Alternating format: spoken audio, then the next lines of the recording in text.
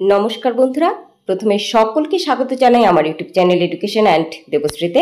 তোমরা যারা Netaji Subhash open university থেকে পিজি কোর্স করছো এবং পিজি বাংলা স্টুডেন্ট এবং ফার্স্ট ইয়ারের স্টুডেন্ট, তাদের জন্য আজ আমি পিজিবিজি পেপার 3 এর সাজেশনটি দিয়ে দিচ্ছি। দেখে নাও, প্রত্যেকটি প্রশ্ন গুরুত্বপূর্ণ এবং এতটুকু বলতে পারি এই প্রশ্নগুলো থেকে তোমরা নিশ্চিত কমন পাবেই। ইতিপূর্বে তোমাদের জন্য আমি পিজিবিজি পেপার 4 এর সাজেশনটি দিয়ে দিয়েছিলাম, তোমরা নিশ্চয়ই দেখে নিয়েছো। যারা দেখোনি, এই ভিডিও ডেসক্রিপশনে সেই ভিডিওর লিংক দেওয়া থাকবে, তোমরা দেখে নিও।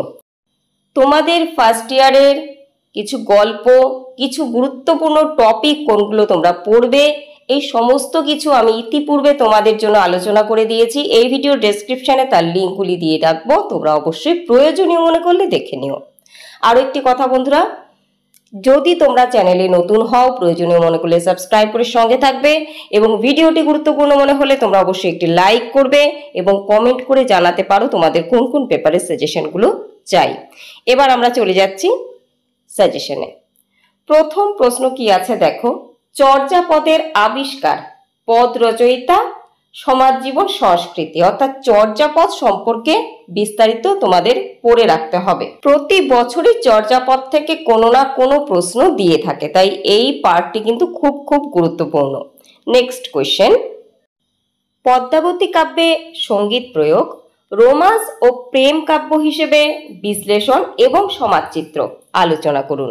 অর্থাৎ এই যে পদ্মাবতী কাব্য, এর বিষয়বস্তু আলোচনা করতে হবে, সেই সাথে সঙ্গীতের প্রয়োগ কিভাবে হয়েছিল।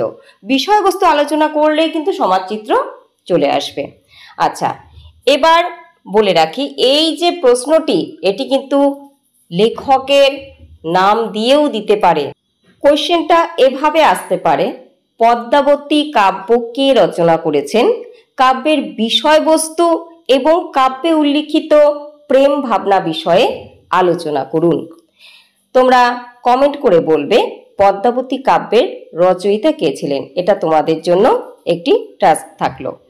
নেক্সট কোশ্চেন, মনসামঙ্গল কাব্য থেকে প্রশ্নটি আছে।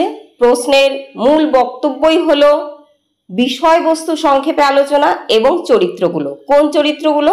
গুরুত্বপূর্ণ যে চরিত্রগুলো, ঠিক আছে, গুরুত্বপূর্ণ চরিত্র এখানে আমরা কি কি পাই? চাঁদ সদাগর, বেহুলা, ঠিক আছে, সনকা, এবং যে দেবীকে কেন্দ্র করে এই মনসামঙ্গল, সেই মনসা দেবীর চরিত্র আলোচনা করতে হবে। নেক্সট কোয়েশ্চেন, কবর ই নূরজাহান কবিতার বিশ্লেষণ, কবি প্রতিভা আলোচনা করুন। অথবা দিতে পারে, কবর ই নূরজাহান কবিতায় ইতিহাসের বাস্তবতা ও কল্পনার সংমিশ্রণ কিভাবে মর্মস্পর্শী হয়ে উঠেছে বিস্তারিত আলোচনা করুন। নেক্সট কোয়েশ্চেন, কালাপাহাড় কবিতায় জীবন চেতনা, কাব্য চেতনা ও বিদ্রোহী মনোভাব কিভাবে প্রকাশ পেয়েছে। অর্থাৎ বিষয়বস্তু কিন্তু উল্লেখ করতেই হচ্ছে, বিষয়বস্তু উল্লেখ করেই জীবন চেতনা এবং বিদ্রোহী মনোভাব আলোচনা করতে হবে। নেক্সট কোয়েশ্চেন, বসুন্ধরা কবিতায় মর্ত্যপ্রীতি কিভাবে প্রকাশিত হয়েছে বিশদে আলোচনা করুন। অথবা প্রশ্নটিকে দিতে পারে, কবিতায় কবির প্রকৃতি প্রেম কিভাবে প্রকাশিত হয়েছে এবং তার জীবন পিপাসা সম্পর্কে বিস্তারিত আলোচনা করুন। এক্ষেত্রেও বিষয়বস্তু উল্লেখ করে দিয়ে কবি সম্পর্কে, তার চেতনা, তার দৃষ্টিভঙ্গি, প্রকৃতি সম্পর্কে আলোচনা করতে হবে। নেক্সট কোয়েশ্চেন, মেঘনাদ বধ কাব্যের সীতা চরিত্র এবং মহাকাব্যের লক্ষণ এ কাব্যে কতটা প্রকাশিত হয়েছে সেই সম্পর্কে আলোচনা করুন। অর্থাৎ মধুসূদন দত্ত রামায়ণ থেকে কি একই রকম ভাবে চরিত্রগুলোকে উপস্থাপন করেছেন যেমনটা রামায়ণে আছে, নাকি কিছুটা পৃথকতা এনেছেন, সেই সম্পর্কেই আলোচনা করতে হবে চরিত্রগুলো বিশ্লেষণের মধ্যে দিয়ে।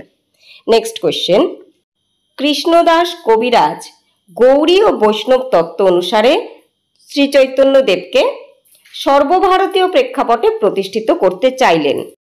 চৈতন্য চরিতামৃত কাব্য অবলম্বনে এই যে বক্তব্য, এই বিষয়টিকে ব্যাখ্যা করতে হবে। অর্থাৎ তিনি কিভাবে কেন চৈতন্যদেবকে সর্বভারতীয় প্রেক্ষাপটে প্রতিষ্ঠা করতে চেয়েছিলেন, চৈতন্যদেবের কি মহত্ব, সমস্তটা বিশ্লেষণ করতে হবে।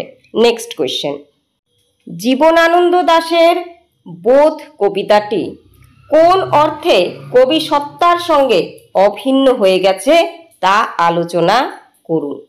অথবা জীবন সংকটের অনুভূতি কিভাবে এই কবিতাতে ব্যক্ত হয়েছে বিস্তারিত আলোচনা করুন। অর্থাৎ কবির ভাবনা, কবির দৃষ্টিভঙ্গি কি সম্পর্কে? জীবন সম্পর্কে। এই যে কবি সত্তা, কবি সত্তাটিকেই তুলে ধরতে হবে, কবির দৃষ্টিভঙ্গি তুলে ধরতে হবে। বিষয়বস্তু বিশ্লেষণের মধ্যে দিয়ে কবির যে দৃষ্টিভঙ্গি তা তুলে ধরতে হবে। নেক্সট, কালিদাসের কালের অপূর্ব স্মৃতি স্বপ্ন কবিতায় কিভাবে প্রকাশিত হয়েছে আলোচনা করুন। এই কোয়েশ্চেনটির নোটস বহু পূর্বে আমি দিয়েছিলাম, আমি সেই ভিডিওটির লিঙ্ক এই ভিডিও ডেসক্রিপশনে দিয়ে রাখব। এরপর রয়েছে 7 নম্বরের প্রশ্ন। তোমরা জানো তোমাদের 18 নম্বরের প্রশ্ন লিখতে হয় 2টি, 12 নম্বরের 3টি, 7 নম্বরের 4টি। 7 নম্বরের প্রশ্নগুলো দেখে নাও। এই প্রত্যেকটি প্রশ্ন যদি করে যাও, আমি বলছি তোমরা 80% থেকে 100% কমন পাবে। আশা করছি ভিডিওটি তোমাদের কাছে উপকারী। আবারও বলছি, যদি প্রয়োজনীয় মনে করো তবে চ্যানেলে নতুন হলে সাবস্ক্রাইব করে সঙ্গে থাকবে, ভিডিওতে লাইক করবে এবং কমেন্ট করে জানাবে তোমাদের কোন কোন সাবজেক্টগুলোর, কোন কোন পেপারগুলোর সাজেশন চাই। খুব ভালো থেকো, সকলকে ভালো রেখো।